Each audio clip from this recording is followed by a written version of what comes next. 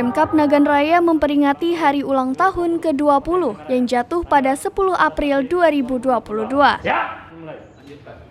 Upacara peringatan diselenggarakan pada Selasa 12 April 2022 di halaman kantor Bupati yang dihadiri Forkopimda, pejabat dan seluruh PNS serta GECI.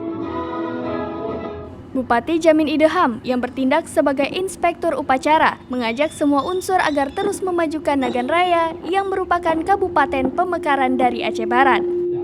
Dalam kesempatan itu juga turut diberikan santunan secara simbolis kepada disabilitas dan anak yatim.